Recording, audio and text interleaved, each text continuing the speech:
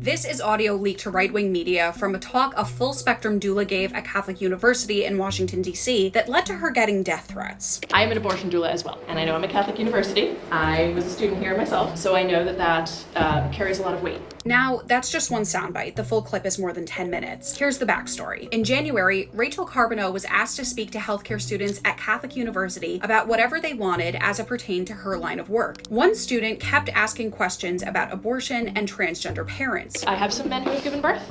It's amazing. We call it seahorse birth. Rachel is adamant that she was not there to discuss those specific issues and was answering the students' questions in good faith, believing they wanted to know the answers. She was unaware she was being recorded. Within days, her inbox was filled with death threats from pro-lifers who heard the leaked audio the student had sent to conservative news outlets like the Daily Signal. Catholic University fired the professor who asked Rachel to be there, and both pro-choice and anti-abortion students have been vocal online about the incident. A topic that continues to come up is why the university was so quick to shut down any discussion regarding the issue completely. Yes, it is a Catholic university, but doesn't a place of higher education, teaching potential healthcare providers, have a duty to educate its students, even about the issues they might not personally support? Speaking with Rachel, it was clear she harbors no ill will towards the individual student, who NowThis has decided not to name.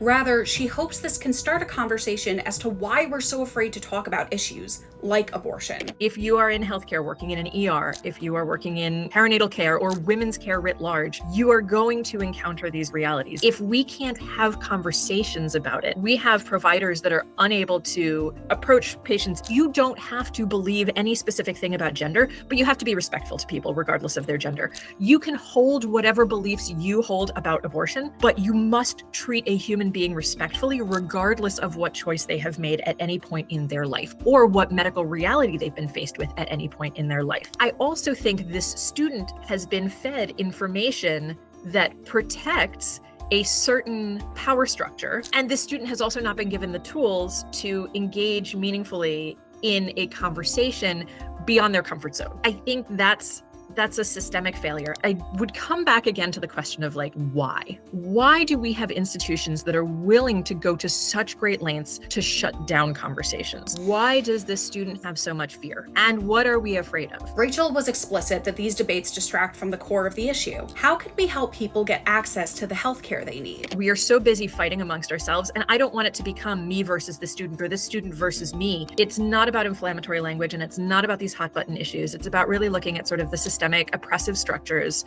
that are causing the harm in the first place. If we take it back out of the political sphere and providing care for humans, how do we, with differing convictions, all provide care for humans?